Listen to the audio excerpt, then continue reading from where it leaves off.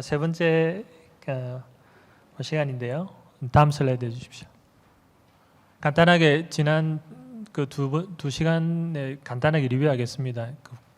유대인들이 모세오경을 통째로 달달 배우고 그 머릿속에 각인이 다 돼 있지만 그것이 의미하는 예수님 자체를 아예 잃어버렸죠. 그러다 보니까 그 결과 예수님이 하나님 우리와 함께하고 하나님께서 인도해 주신다는 성령 충만을 잃어버렸습니다. 그게 두 번째 지난 시간 강의였습니다. 성령 충만 두 번째 강의에서 가장 중요한 게 뭐냐면 성령 충만이 뭐냐, 성령 인도가 뭐냐를 아주 단순하게 한 문장으로 표현하면 그리스도께 집중하지 못한다는 겁니다. 하나님 떠난 인간의 가장 큰 문제가 하나님 만나지 못하는 거고요. 그게 다른 표현이 뭐냐면 그리스도께 집중하지 못한다는 겁니다. 그리스도께 집중하지 못하면 다른 데 집중하게 돼 있죠. 그래서 인간의 모든 문제가 거기서 이제 시작되었습니다. 다시 빼게 해주실래요?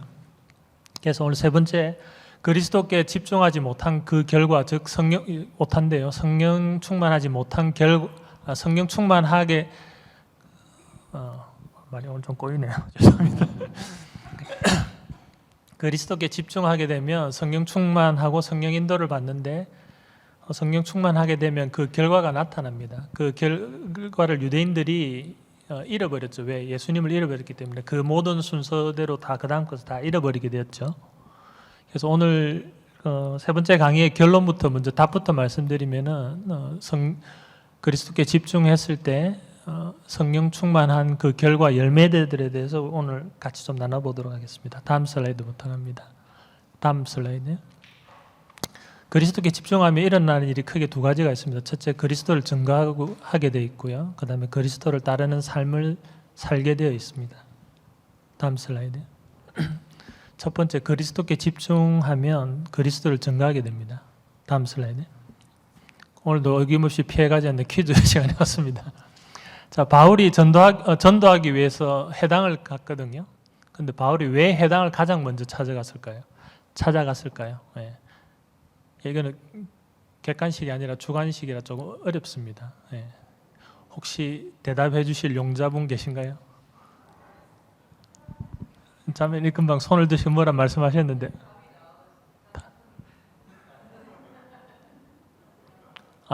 답이 나왔다고요? 출제가 잘못됐나요? 예. 왜 회당을 갔냐면은 가장 가능성이 높은 장소이기 때문입니다. 즉 뭐냐, 유대인들이 그게 모여 있었죠. 하나님을 믿는 사람들이 혹은 최소한 하나님에 대해 관심이 있는 사람들이 모여 있는 데 회당입니다. 항상 회당을 먼저 찾아갔습니다. 근데 이 성경적인 방법을 굉장히 잘 이용한 데가 있습니다. 그게 어디냐면은 그 신천지입니다. 신천지가 절에 가지 않죠. 그게 하나님 믿는 사람이 없으니까, 하나님에게 관심 있는 사람이 없잖아요. 가장 하나님에게 관심이 많은 사람들이 가장 많이 모이는 데가 교회죠. 그래서 교회를 공략한 겁니다. 바울의 전략을 굉장히 악용을 한 거죠. 바울이 회당을 가장 먼저 찾아간 이유는 그곳에 하나님에 대해서 가장 관심이 많은 사람들이 모여 있기 때문입니다. 즉 하나님에 대해서, 복음에 대해서, 예수 그리스도에 대해서 듣고 관심을 가질 수 있는 사람들이 가장 모여 있는 확률이 가장 높은 장소이기 때문에 그곳에 왔습니다. 다음 슬라이드.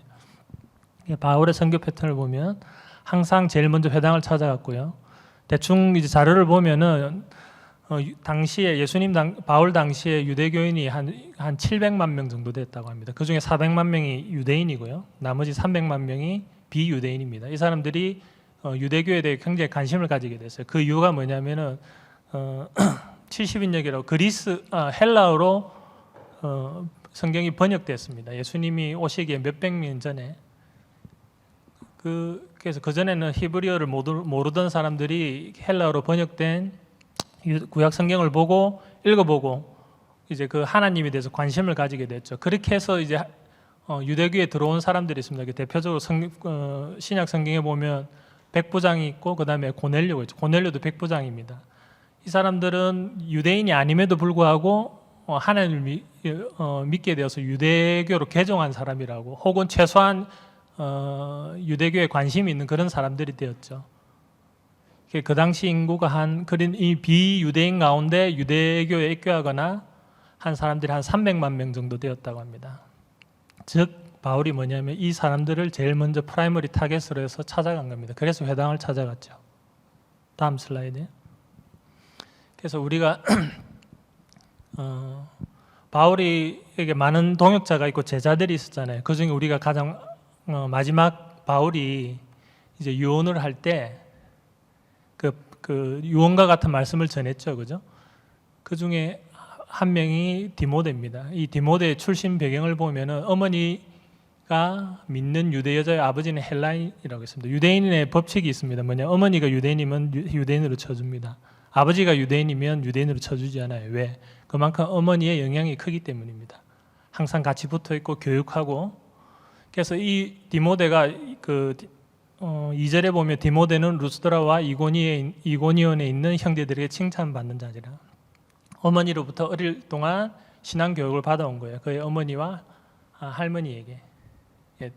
이런 사람들을 먼저 그 바울이 찾아가고 주 타겟으로 삼았습니다. 다음 슬라이드. 바울이 전도 여행을 하다 우리가 잘 알고 있죠. 이제 빌립보로 이제 넘어가게 됐는데 마게도냐 환상을 보고 이제 가게 되었습니다. 그 내용들을 우리가 잘 알고 있으니까 자세한 설명 제가 생략하겠습니다. 그 마게도냐 환상을 보고 마게도냐 쪽에서 저쪽에 빌립보가 있는 저 지역이 다 마게도니아 지역이라고 그럽니다. 그래서 건너오라는 환상을 보고 그 성경에 보면 이래 돼 있죠. 그 아시아 쪽에 복음을 전하고자 하였으나 성령께서 허락지 아니고 막으셨다 그래 되죠. 그러면 그 다음에 그 마게도냐 환상을 보는데 이걸 그 성령께서 인도하시는 걸로 인정을 하고 넘어갑니다. 마게도니아 건너가서 첫 성에 빌립보라고 되어 있습니다. 저 빌립보가 뭐냐면은 그 알렉산더 대왕이 아버지가 필립입니다. 그 아버지의 이름을 따서 만든 도시입니다. 그 성의 이름이고요. 저 밑에 보면 이제 지도가 저래 있는데 자세한 건 모르셔도 됩니다. 저 빨간 점이 빌립보다. 이 정도만 아셔도 될 것 같아요. 넘어가겠습니다. 자, 그다음 두 번째. 근데 특이하게도 마게도냐 환상을 보고 그쪽으로 건너가서 처음 도착한 도시가 빌립보인데요. 근데 바울이 빌립보에 가서는 회당 대신에 강으로 갔습니다. 그 이유가 뭘까요?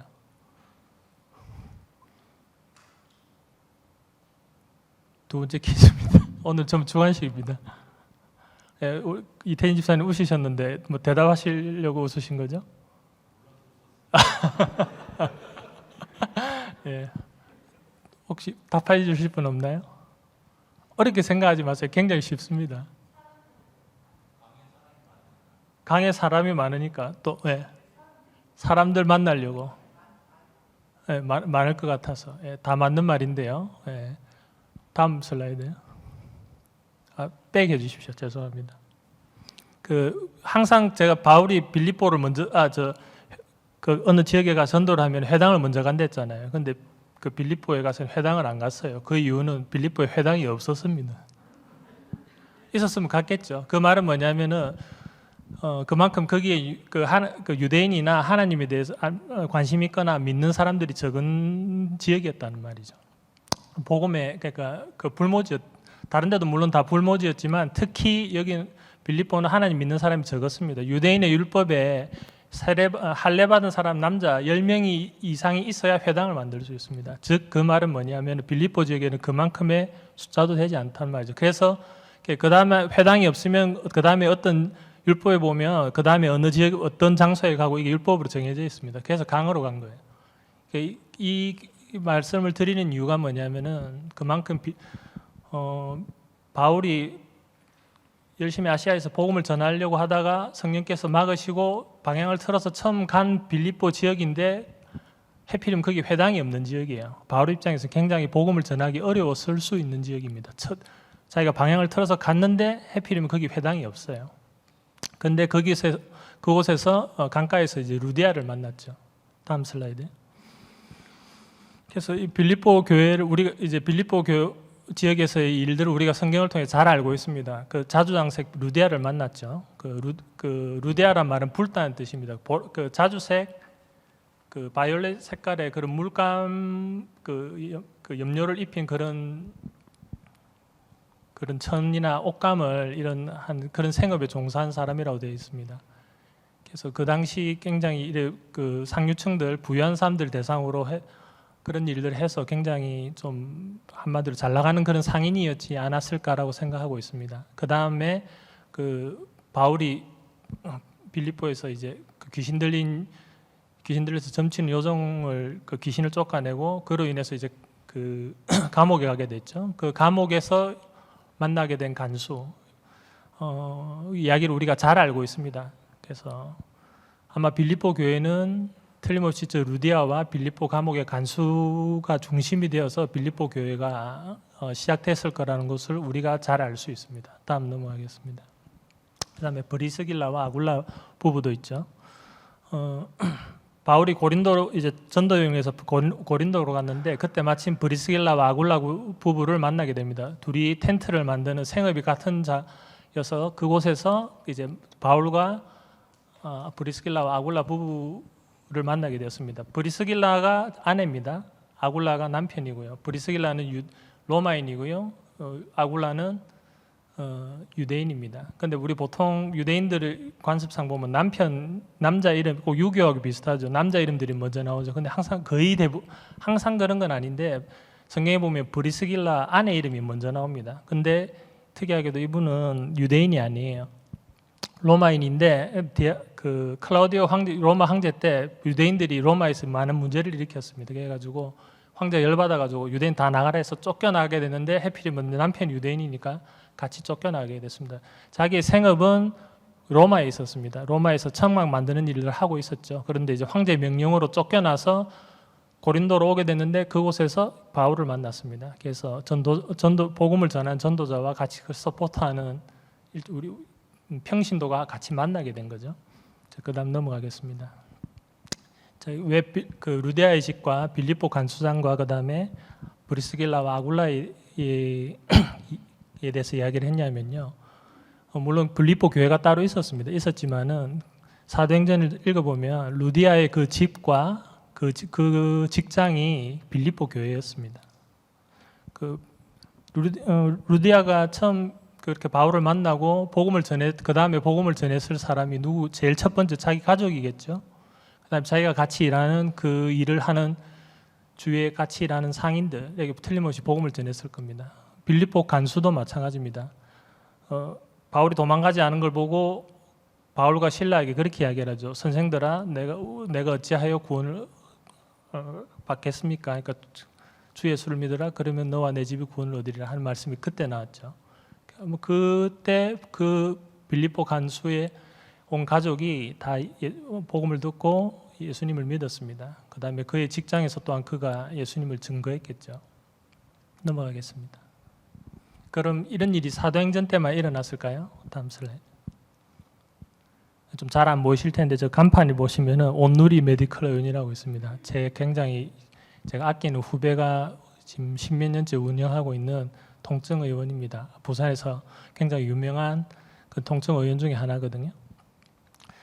지금 이거 제가 그 카카오 맵으로 해서 찍은 건데 좀 퀄리티가 별로 안 좋습니다. 근데 여기 부산에 가면 용호동이라는 데가 있습니다. 왜 제가 제 후배의 프라이버시가 있는데 그 후배한테는 이야기 안 했어요. 네 병원 사진과 너에 대한 이야기를 하겠다 미리 사전 동의를 구하지 않고 무단으로 도용했는데 이 사진을 가지고 나온 이유가 뭐냐면은 이게 사도행전 때만 일어나는 일이 아니라 지금도 똑같다는 거죠.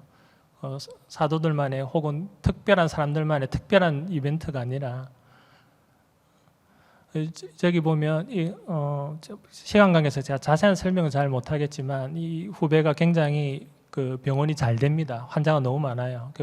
근데 이 후배가 굉장히 잘 나가던 후배였어요. 그런데 아들이 몇 년 전에 백혈병에 걸렸습니다. 그래서 자기가 이때 인생에 대해서 많이 모태신앙이었어요. 이 후배는. 근데 이제 아들이 그렇게 아프게 되고 그 뒤로 이제 굉장히 많이 바뀌게 되었습니다. 우리가 그런 어려운 일을 당한다고 해서 다 무조건 이렇게 긍정적인 하나님께 긍정적인 방향으로 반드시 가는 건 아닌 것 같아요, 인간이. 근데 이 후배는 그때 굉장히 기도하고 여러 가지 생각 끝에 그 신앙적으로 하나님 앞에 더 많이 좀 다가가게 되었습니다.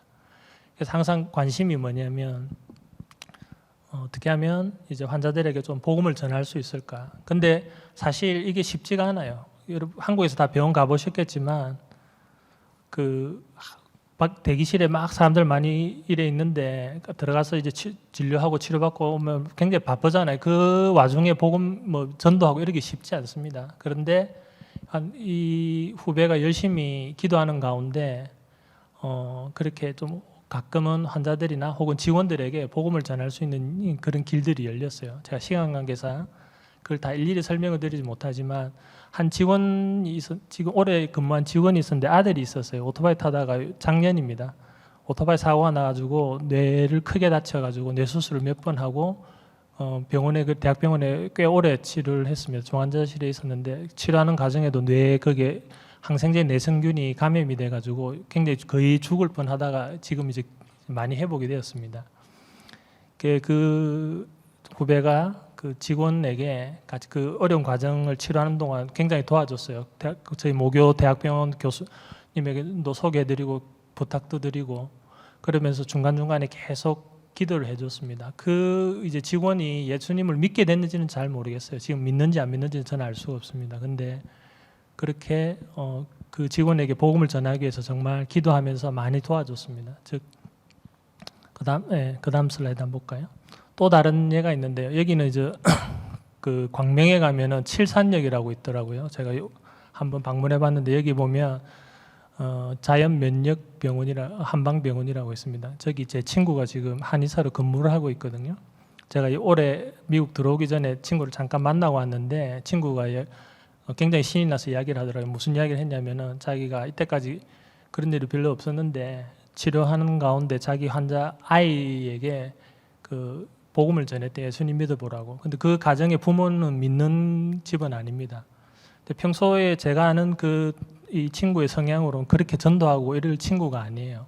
아주 모태신앙으로 몇 대째 그 모태신앙의 집안이고 저한테도 굉장히 성경을 많이 가르쳐줬던 친구입니다. 근데 이 친구가 굉장히 환하게 웃으면서 그러면서 하는 이야기가 그래 뭐 하다가 뭐 너 좀 그래도 되냐 이런 식으로 제가 이야기를 했을 때 친구가 하는 말이 어때 크게 개의치 않는다고 예를 들어서 그 부모가 컴플레인 하거나 그래서 그 자기 원장한테 자기가 불려가 산소리 듣거나 이런 데 대해서 걱정되지 않느냐 하니까 별로 그렇지 않다 하더라고요. 제가 평소에 알고 있던 그 친구의 모습하고 많이 달랐습니다. 그러면서 굉장히 제가 좀 흐뭇했어요. 제가 이 이야기를 왜 드라마틱하고 굉장히 좋고 이런 이야기는 없습니다. 근데 뭘 말하고 싶냐면요. 다음 슬라이드.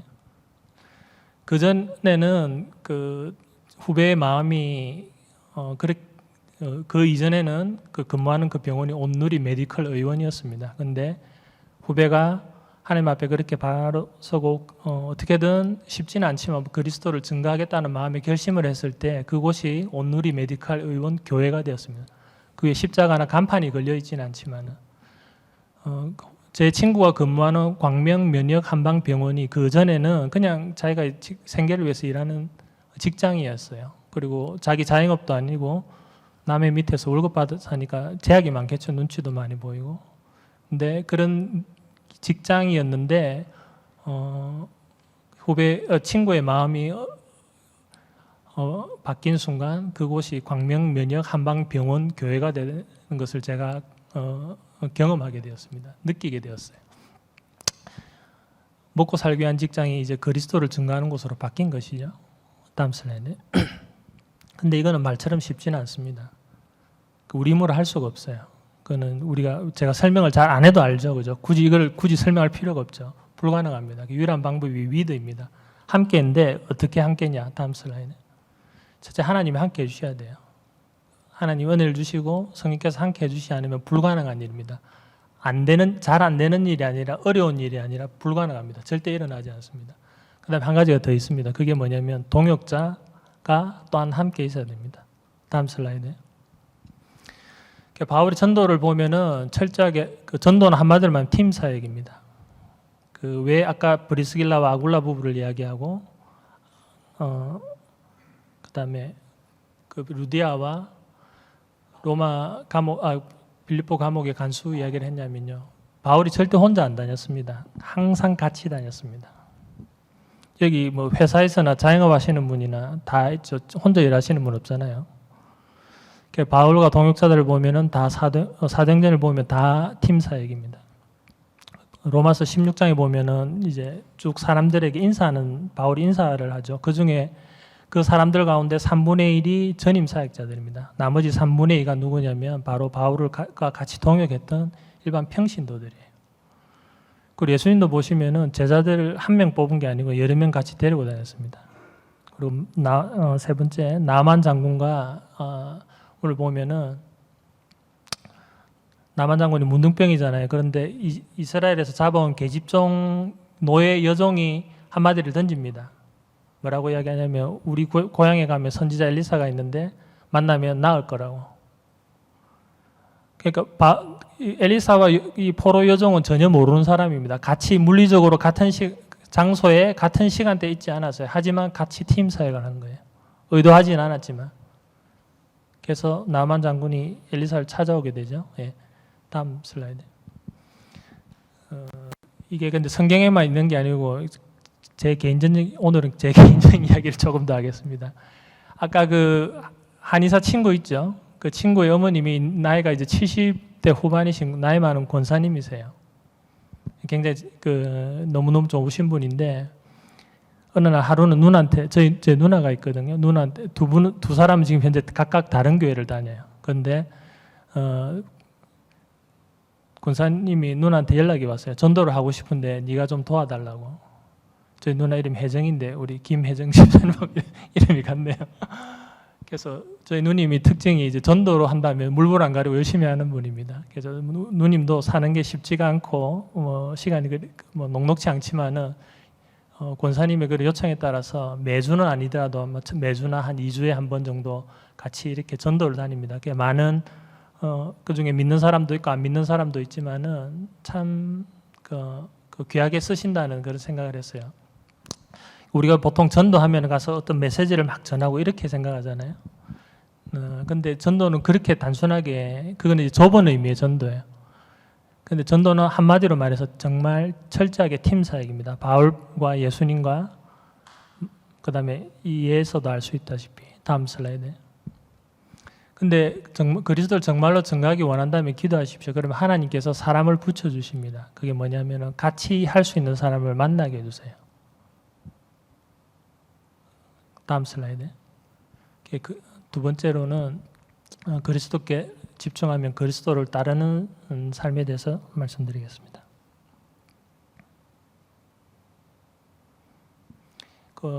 오늘 설교 말씀이 마태복음 이제 6장 말씀이잖아요. 그 5장의 산상 설교입니다. 쭉 나오면은 제가 굉장히 그 성경 전체 중에 레위기보다 더 읽기 힘들어하는 부분 중에 하나가 이 부분이에요. 왜 그러냐? 5장 39절에 누구든지 내 오른밤을 치거든 왼편도 돌려대며. 그 말이 쉽지 이게 참 어렵잖아요. 근데 이제 너무 빨리 갔습니다.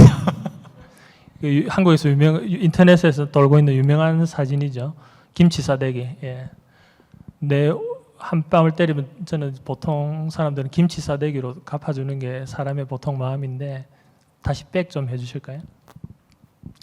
이 말씀을 그냥 우리가 일반적으로 그냥 이해를 하면은 이 한쪽 뺨을 때리면 다른 쪽 뺨도 내밀러라 이렇게 이제 이해하면은 그냥 일반적이에요. 그렇게 우리가 이해하고 있잖아요. 근데 꼭 따지기 좋아하는 사람들이 있습니다. 아주 세밀하게 분석해가지고요. 여기 보면 누구든지 내 오른뺨을 때리거든 왼편도 돌려대며. 자, 우리 볼게요. 저는 오른손잡이거든요. 보통 대부분 오른손잡이잖아요. 왼손잡이도 있지만 오른손으로 상대방의 뺨을 때리면 저쪽 상대방은 왼쪽이잖아요. 그냥 금방 말씀드린 대로 한쪽 뺨을 맞으면 그 다른 쪽도 내밀어라 이렇게 이해하면 우리가 돼요. 근데 이걸 굳이 좀 따지자면 이렇게 그 문장을 좀 분석해서 내 오른뺨을 치거든. 우리 보통 오른손으로 때리면 왼쪽을 맞는데 그 오른뺨을 때리려면 왼손잡이거나 아니면은 이래 때려야 되겠죠. 이렇게 맞잖아요. 드라마에서 우리 많이 나오지 않습니까? 우리가 이래 맞는 것도 기분 굉장히 안 좋지만은 이렇게 오른뺨 맞으려면 이래 해보세요. 이렇게 오른쪽 맞으려면은 손등으로 상대방의 오른뺨을 요래 쳐야 돼요.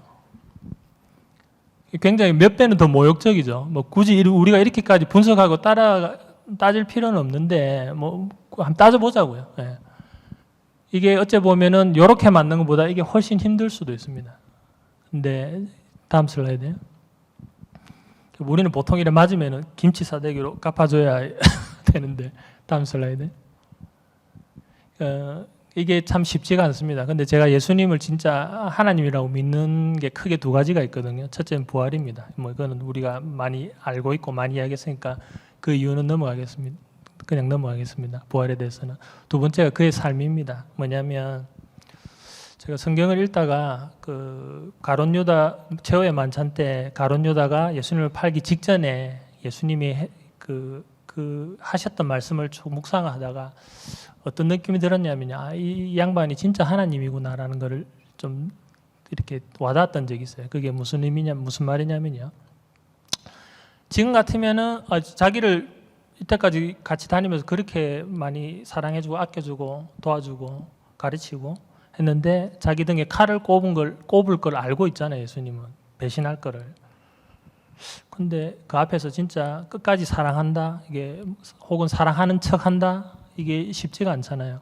만약에 지금 같으면 그게 어느 정도 가능할 것 같아요. 지금 카메라가 앞에 크게 켜져 있고 대통령 선거에 출마했는데 그 대통령 선거 출마자 후보가 자기 정말 내키지 않지만은 걔도 카메라 앞에서는 연기할 수 있잖아요. 근데 그런 상황이 아니라 자기를 정말 싫어하고 혹은 해코지 하려고 하는 그 사람을 끝까지 그렇게 한다? 이건 인간으로 할 수 없는 거구라는 생각이 들었어요. 그의 예수님의 그런 삶을 보면서 이분이 진짜 하나님이구나라는 생각이 좀 들었었어요.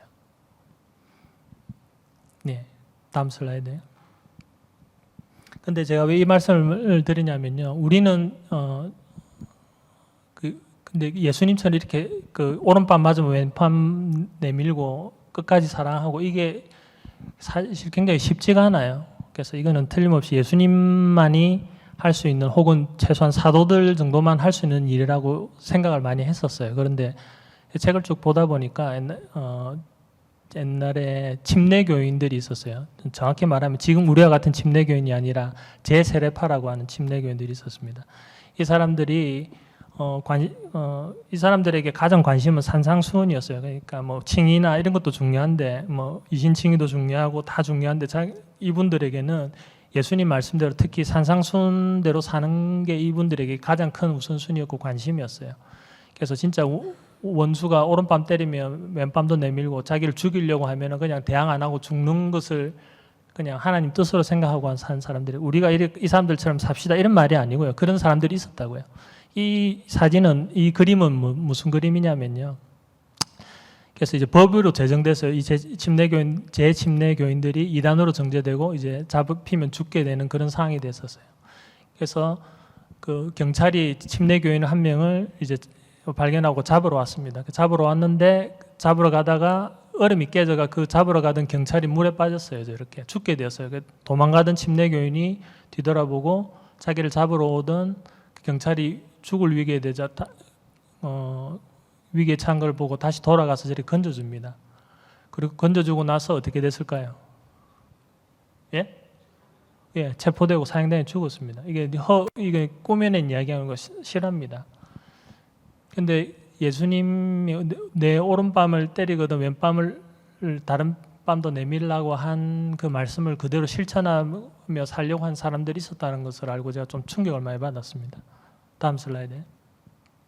제가 성경 공부에 대해서 참 망설였던 이유가 좀 있습니다. 처음에 해보지 않을래 하다가 막 머뭇거리다가 그냥 어떻게 하게 됐는데 가장 망설였던 큰 이유가 뭐냐면은 저도 살지 못하는 이런 내용을 제가 앞에 나와서 이 강의를 해야 된다는 게 이게 말이 안 되잖아요. 특히 다른 사람 몰라도 우리 가족들은 내가 집에서 어떻게 생활하는지 다 알고 있는데 그까지는 뭐 제 개인적인 그런 생활은 둘째치고라도 뭐 금방 제 침례교인들의 저런 삶처럼 저는 그렇게 살 수가 없어요. 살 수가 없는데 그런 걸 또 앞에 성경 공부를 해야 되나 가만히 말 안 하고 그 구석에 있으면 2등이나 할 텐데 제가 할 수 없는 거를 해야 된다는 게 이게 참 마음에 부담이 많이 되어서 망설였습니다. 근데 그럼에도 불구하고 제가 이렇게 하게 된 이유는요. 다음 슬라이드. 예수님이 제가 말하고 싶은 거는 우리도 제 침례 교인들처럼 삽시다. 혹은 예수님처럼 삽시다가 아니고요. 그냥 자기가 말한 대로 한 걸 그대로 사셨던 분에 대해서 그냥 들려주고 싶었어요. 아, 예수님 진짜 그렇게 사셨구나. 원수를 사랑하라 이렇게 한 이야기를 우리는 많이 듣는데 예수님이 실제로 그래 했잖아요. 저 같으면 그 앞에서 가룟 유다가 생글생글 웃으면서 연기하고 오면은 아까 말한 김치 싸대기를 날리지. 네가 이렇게 하지. 그렇게 안 했을 것 같아요. 근데 예수님은 자신이 가르친 대로 사셨습니다. 다음 슬라이드. 그래서 결론이 뭐냐면 앞에 제가 첫 리뷰하면서 다 말씀드렸고요. 그리스도께 집중하면은 그리스도를 증거하게 돼 있습니다. 그리스도를 증거하게 돼 있고 그리스도가 증거되게 돼 있습니다. 근데 그건 절대 혼자 못 하거든요. 아까 잠깐 빠졌던 말씀 한마디만 더 드리겠습니다. 사람들이 전도에 대해서 굉장히 부담을 많이 가지고 계신데 팀 사역이라 했잖아요. 어떤 분들은 굉장히 말씀을 잘 하시는 분이 있어요. 근데 어떤 분은 또 사람들을 잘 케어하고 이렇게 관심을 가지고 케어하시는 분이 있어요. 그러니까 각자의 이런 그 달란트나 성향이 다 다르거든요. 그래서 꼭 우리가 보통 전도하면은 가서 무슨 메시지를 전하고 이렇게 해야만 전도라고 생각합니다. 근데 팀 사역이라 그랬잖아요. 그 모든 게 다 합쳐져서 그리스도가 증거되는 겁니다. 그래서 그리스도에 집중하면 그리스도를 증거하고요. 그 다음에 그리스도를 따르는 삶을 쉽지는 않습니다. 쉽지는 않지만은 살 수가 있습니다. 예수님이 그렇게 사셨잖아요. 근데 하나님이어서 아주 쉽게 그게 저절로 된 것이 아니라 예수님도 그렇게 하나님 말씀대로 사는 게 그렇게 쉽지는 않습니다. 그 쉽지 않은 거에 대해서 지난 시간에 제가 말씀드렸죠. 하나님이 우리와 함께 하는 게 하나님 입장에서도 결코 쉬운 건 아닐 거라고. 그래서 쉬운 일은 아니지만 그렇게 분명하게 사셨던 분이 있습니다. 그래서 그 이야기를 소개해드리고 이상 마치도록 하겠습니다. 예, 감사합니다. 기도하고 제가 마치겠습니다. 하나님 감사합니다.